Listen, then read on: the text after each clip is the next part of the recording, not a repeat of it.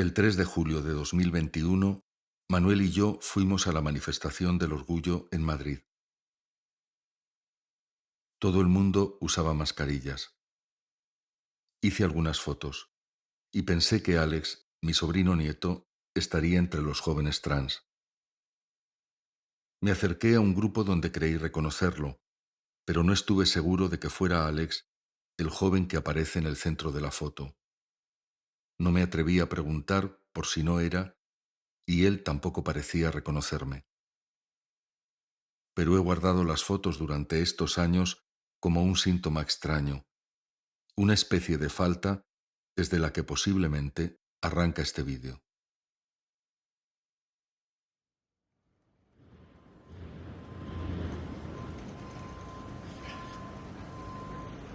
Buenos días, Javier. Muchas gracias por concedernos esta entrevista para el EPTV. Si te parece, podemos comenzar por tu última obra, Trompetas, que se acaba de estrenar en esta galería de Elba Benítez, donde va a estar expuesta hasta el día 29 de julio. Queríamos preguntarte, para comenzar, de qué se trata en esta pieza. Bueno, Trompetas, que tiene ya un sonido así muy potente, ¿no? En el nombre, viene como una reacción a una situación personal y una situación colectiva. En general, casi todo mi trabajo obedece a este tipo de cosas, ¿no? Es decir, siempre hay algo, digamos, que choca conmigo y que choca con todos y que de alguna manera me pide o pienso que me permite ponerme a trabajar. En este caso, la circunstancia es que una persona muy próxima, un sobrino nieto, tiene una crisis de sufrimiento muy fuerte y es ingresado en un hospital, en una planta de psiquiatría. Y un tiempo después me escribe y me dice que ha escrito un libro de poemas mientras está en esa situación. Y me pasa el texto. Es un texto que evidentemente y desde la proximidad me produce un efecto chocante, de choque, ¿no? Un efecto intenso. Y además me hace tener conciencia de que lo que ocurre con Alex, que había, digamos, su ingreso tiene que ver con un intento de suicidio a finales del 21, y entiendo que esa situación no solo le pertenece a él, sino que hay en este momento entre nosotros una gran cantidad de jóvenes que manifiestan algo similar, ¿no? Intentos de suicidio, un malestar psíquico enorme y a partir de ahí empiezo bueno, a intentar elaborar algo, ¿no? Hay un suceso que va unido a este y es un nuevo intento en un momento en el que yo estoy con Alex. Él lo cuenta en el libro y lo cuenta también en el vídeo que hemos hecho y por tanto lo puedo nombrar. Y eso evidentemente me afecta todavía más. Y es a partir de ese momento, en realidad, cuando con el eco del texto y de las cosas que él va contando de sí mismo y que yo no conocía de esa manera, y además con ese impacto que supone, digamos, verme muy próximo a una situación de sufrimiento muy alta por su parte, muy alto por su parte, es frente a esas dos cosas que empiezo a pensar un poco como resulta inevitable siempre conmigo, ¿no? Que al final siempre termino pensando sin hacerlo de manera muy voluntaria, pero termino proyectando algo, ¿no? Y en este caso, evidentemente, también era una situación delicada porque mi proyección también tenía que ver con él y, por tanto, con su deseo de participar o no, de hacer o no, de que yo hiciera o no. Lo primero que entendí es que había que publicar el libro porque él me manifestó que quería publicarlo y porque creo que es un testimonio, tiene algo en este orden y es un esfuerzo literario que se coloca absolutamente aparte de lo que significaba ese arranque de todo este asunto, que es el intento de suicidarse. Yo entiendo que algo escrito en un contexto tan difícil como un ingreso que prácticamente se limitaba a las contenciones en aquel momento, y que por su parte sea capaz de comenzar a elaborar un texto, creo que eso es muy valioso, que se parece a lo que pretendemos hacer los artistas, que es, digamos, sustituir la falta de algo o el dolor o la violencia que se presenta ante nosotros por algo de otro orden. Y en ese sentido me parecía que lo primero que había que hacer era convertir eso en un libro real, en un libro que estuviera al alcance de cualquier lector. Aquí hay un libro escrito por dentro y por fuera. Y yo he llorado mucho porque no había nadie capaz de abrir el libro ni de leerlo. Cogí el librito de la mano del ángel y lo devoré. Y en la boca me supo dulce como miel. Pero después de devorarlo, me amargó el estómago. Me gusta pintarme las uñas de negro, de luto. Hay quien me llama puto, pero son simples ignorantes. Esto ya viene de antes, desde que me expreso. He sido puta, maricón, boyera, travelo, transformer, puto. Es normal si te asusto por no seguir la regla. Soy yo. Tu obra Trompetas atraviesa y se inspira en dos textos, dos libros, el Apocalipsis de San Juan y el libro recientemente escrito por tu sobrino nieto Àlex Codesal, Me muero por vivir. Libro que por otro lado te encargaste de editar. ¿Qué te llevó a convocar el texto de San Juan, el Apocalipsis, en esta pieza? El caso del Antiguo Testamento es algo que resuena en mi trabajo desde hace tiempo. No exactamente por ese libro, sino porque he usado en los últimos años textos que provienen de la Biblia para, rehacerlos a partir de una lectura distinta, ¿no? A partir de que los digan cuerpos que normalmente son excluidos, por ejemplo, por esos textos, o colocarlos en contextos donde ese decir, que parece que está ya un poco desgastado, ¿no? por el uso académico o religioso de esos textos, ¿no? Colocado en un nuevo contexto, eso puede decir y decir de otro modo, ¿no? Es un poco la idea que tengo. Eso engancha además con algo que he hecho siempre, que es atraer hacia el presente cosas que provienen, digamos, de las tradiciones. Por ejemplo, el folclore o la música tradicional, las cosas que vienen de la tradición oral también, ¿no? Y, por tanto, para mí esto tiene un poco ese tipo de valor. Los evangelios, la Biblia en general, el Apocalipsis, son textos culturales, son textos que han producido un gran efecto en la cultura occidental, que la gente sabía de manera explícita o implícita, porque lo tenía un poco, digamos, como asimilado de una manera u otra, y que yo creo que pueden volver a tener arista, ¿no? Si se colocan en contextos y de maneras nuevas, ¿no?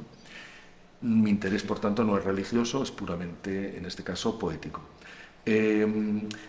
Partí de una intuición, pero luego, cuando trabajé a fondo el texto de mi sobrino Àlex, y cuando trabajé a fondo releyendo una y otra vez el Apocalipsis, me di cuenta de la vigencia enorme que tienen algunos fragmentos de este libro, que es un libro fabuloso, realmente, ¿no?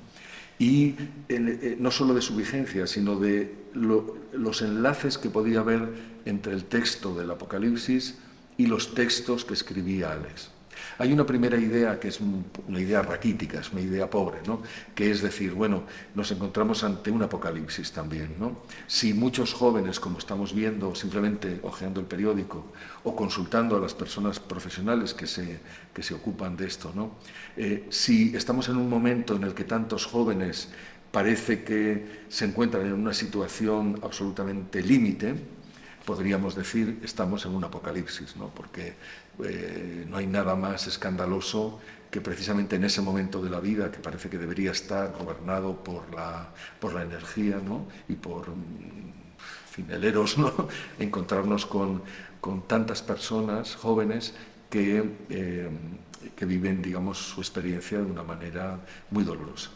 Entonces, partí de esa pequeña, de esa especie de idea pobre, ¿no? De decir, vale, el Apocalipsis parece que es el texto que puedo contrastar con el texto de Alex, pero luego descubrí la cantidad, digamos, de la riqueza de enlaces que había entre los dos textos, ¿no?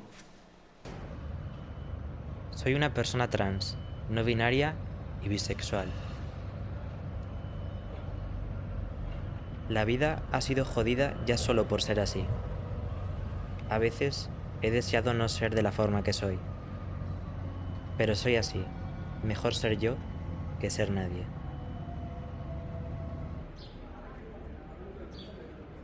A veces dudo si soy un fantasma, porque me siento muerto. Pero he dejado cosas por hacer en vida. A veces siento que conozco fantasmas, que están en mi vida como algo normal. No vienen del mal, solo de paso. No suelo hacerles caso, aunque a veces se sientan al borde de mi cama. Me ahogo en un océano de monstruos, criaturas horribles, que sin cura viven en mí. En una obra anterior, del año 2021, Evangelio Mayor, te interesabas por la problemática de la vejez en las personas LGTBIQ. Ahora lo haces por los adolescentes y la problemática del suicidio. ¿Por qué te interesó esta cuestión? Y por otro lado, ¿cuál es tu idea sobre esta problemática? Claro, la primera parte de la pregunta creo que es muy fácil de responder. La vejez me ha interesado muchas veces, no solo ahora.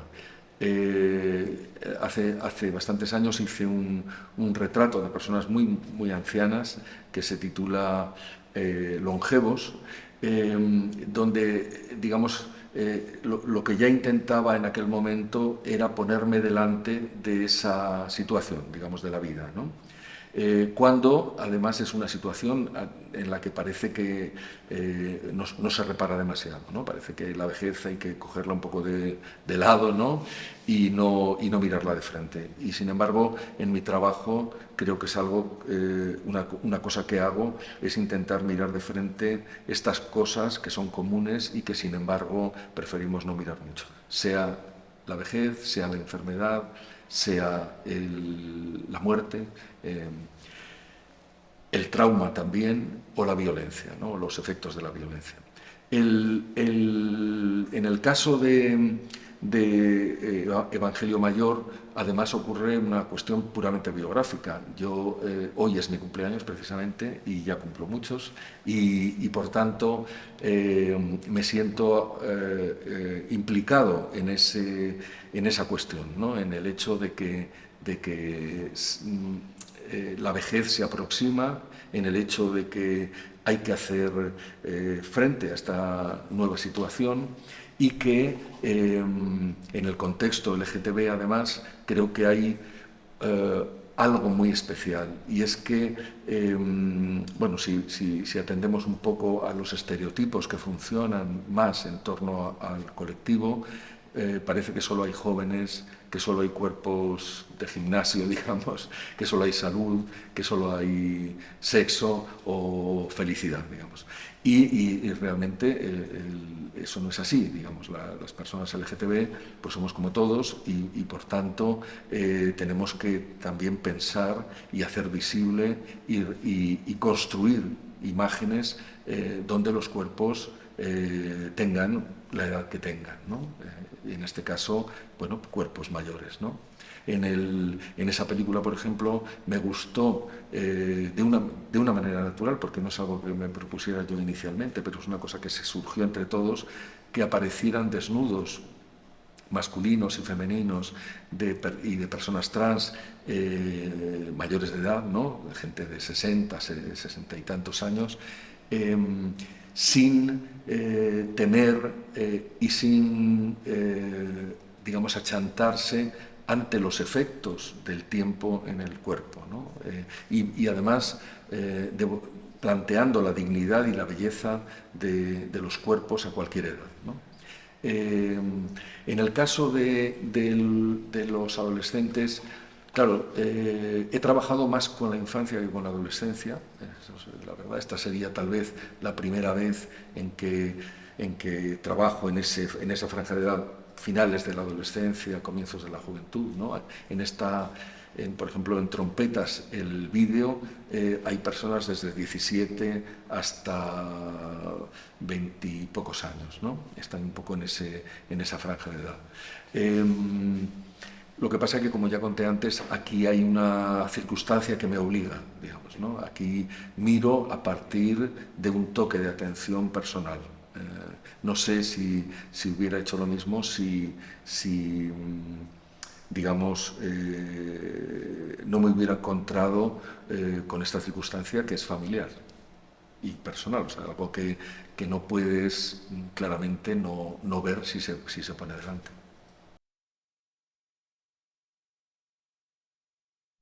Ahora que ya sé que morir no quiero, ¿qué hago con la vida?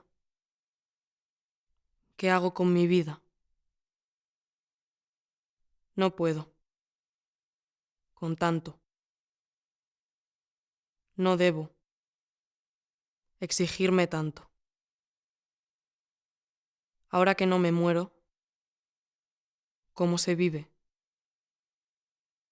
Por último, en ambas obras, Evangelio Mayor y en Trompetas, tú construyes un collage con diversos tipos de obra, de formato: fotografía, texto, filmación, carteles. ¿Por qué recurres a esta multiplicación de soportes, de medios, de formatos, de texturas? Pues esta es la gran pregunta. De las preguntas que me has hecho es la inesperada, ¿no? Y me doy cuenta de que seguramente es a un cierto nivel la gran pregunta para mí, ¿no?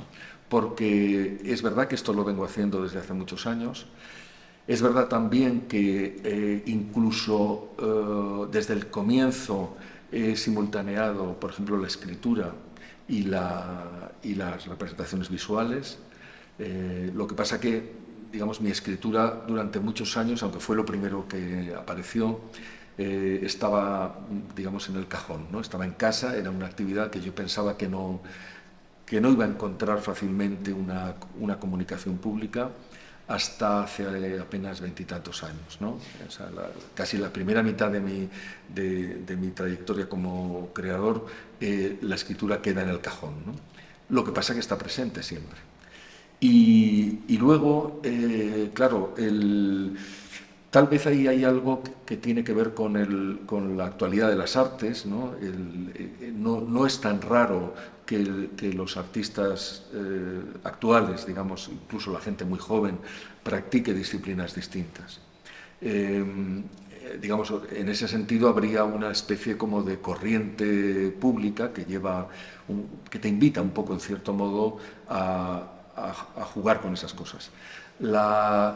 Casi todo el mundo tiene un móvil y el móvil es, de hecho, ya una miscelánea de herramientas, ¿no? Es decir, la gente escribe y hace fotos y hace vídeos y digamos que hay muchas herramientas que tenemos al alcance de la mano y que también los artistas tenemos, y no es raro que las usemos.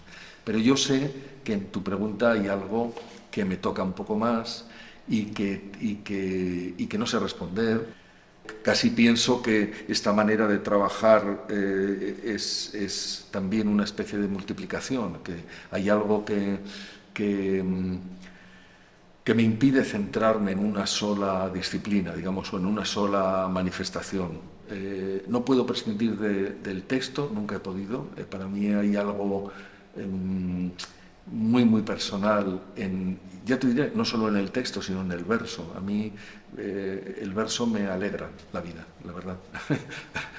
Y a veces sin leerlo, solo verlo, ¿no? Si lo veo, me parece una cosa como que respira, ¿no? Pero tampoco puedo prescindir de las imágenes, aunque pesan más que los versos, ¿no? Pesan más porque cuesta más hacerlas, porque hay que mover más cosas, ¿no? Y, bueno, te agradezco la pregunta porque creo que es algo en lo que voy a tener que pensar un poco seriamente para entender de verdad cuál es el mecanismo, digamos, cuál es el dispositivo. Bueno, muchas gracias, Javier. Te deseamos suerte y el mejor destino para esta pieza que nos parece importante en el contexto actual.